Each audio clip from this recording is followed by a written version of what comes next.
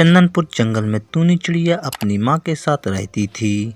उसकी माँ विधवा थी। उसके पति के मरे हुए 4 साल हो चुके थे और वह टूनी की माँ जंगल में छोटा मोटा काम करके अपना और टूनी का पेट पालती थी। टूनी और टूनी की सहेली मोनी उसी जंगल में एक साथ खेला करती थीं। तभी मोनी बोलती है, टूनी, मैं तो आइसक्रीम खाने बाजार जा रही हूँ। माँ ने मुझे आइसक्रीम खाने के लिए पैसे दिए हैं। अगर मैं बाजार नहीं गई तो माँ बहुत गुस्सा होंगी। मैं तो चली।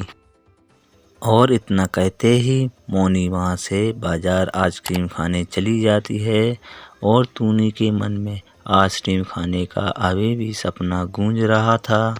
और टूनी मन ही मन सोचती है, अगर मेरी माँ भी अमीर होती तो मुझे भी आइसक्रीम खाने के पैसे देती।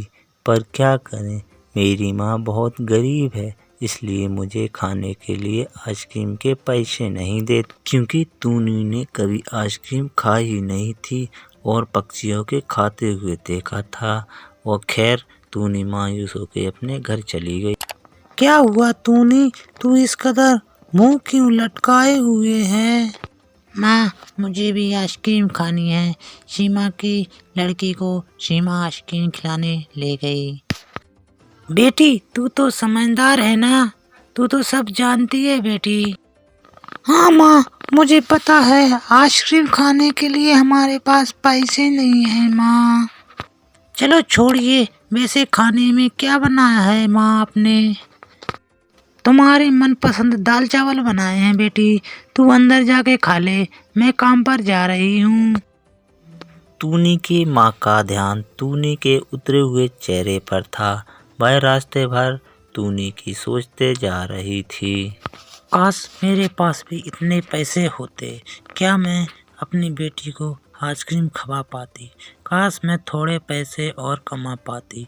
हे वृक्षदेव, मेरी कुछ सहायता करो। हे भगवान, अब मेरा क्या हुआ, मेरी बच्ची का क्या होगा। टूनी की माँ की बात सुनकर वृक्षदेव वहाँ पर प्रकट हो जाते हैं। तभी वृक्षदेव बोलते हैं, पुत्री, तुम चिंता मत करो, मैं तुम्हारे लिए कुछ दाने दे देता हूँ, जे तुम घर पर जाके बो देना, उसमें आइसक्रीम लग आएंगी।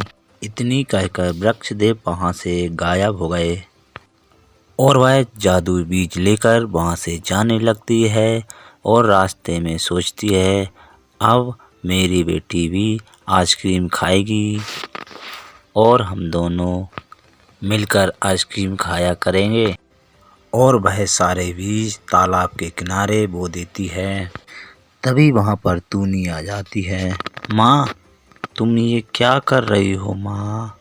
मैं आइसक्रीम के बीज बो रही हूँ बेटी, और इसमें आइसक्रीम लगेंगी और तू खाएगी और मैं खाऊंगी। माँ, फिर अपन आइसक्रीम खा भी सकते हैं और बेच भी सकते। अरे हाँ, तू ठीक कहती है बेटी, ये तो मैंने सोचा ही नहीं था। अपन ये आइसक्रीम बेचकर बहुत सारे पैसे कमा सकते हैं और फिर मैं काम पे भी नहीं जाया करूँगी। हाँ माँ। माँ, क्या तुम आज काम पर नहीं जा रही? नहीं बेटा, आज के बाद मैं काम पर नहीं जाऊंगी। मैं तो आइसक्रीम बेचने जाया करूंगी और अपन बहुत पैसे वाले हो जाएंगे। बेटी, बीज तो उगने का नाम ही नहीं ले रहे, क्या पता कैसे बीज दिए थे। आज मैं दोबारा जाऊंगी, शायद अच्छे बीज दे दे। इतनी कहकर वह वहाँ से निकल जाती है और वह मन ही मन सोचती जाती है, शायद मुझे नकली बीज दे दिए होंगे या फिर मेरी गरीबी का मजाक उड़ा रहे होंगे। वृक्षदेव, वृक्षदेव, कहाँ पर हो आप? जल्दी आइए वृक्षदेव, वृक्षदेव। और वृक्षदेव वहाँ पर आ जाते हैं और टूनी की माँ वृक्षदेव को अपनी बात बताती। और वृक्षदेव सोचते हैं, ऐसा कैसे हो गया, चलो कोई बात नहीं, दोबारा बीज ले जाइए, आओ उग आएंगे। और टूनी की माँ दोबारा बीज बो देती है और सुबह आकर देखती है तो दोबारा भी बीज नहीं उगते वह मायूस हो जाती है और वृक्षदेव के पास जाने लगती है। और टूनी की मम्मी वृक्षदेव से बोलती है, वृक्षदेव आज दोबारा नहीं उगे, पौधे कैसे बीज दिए थे तुमने? तभी वृक्षदेव बोलते हैं, तुम्हारे मन में लालच और कपट भर गया, इस वजह से वह पौधा उग नहीं रहे। तुम एक लालची हो, इस वजह से पौधा भी खराब हो जाते हैं। तो बच्चों, इस कहानी से हमें यह सीख मिलती है कि लालच किसी चीज़ का नहीं करना चाहिए। लालच बुरी बला है। दोस्तों, अगर वीडियो आपको अच्छा लगा तो लाइक शेयर सब्सक्राइब करें और आप किस कंट्री से देख रहे हैं कमेंट बॉक्स में हमें ज़रूर बताएं।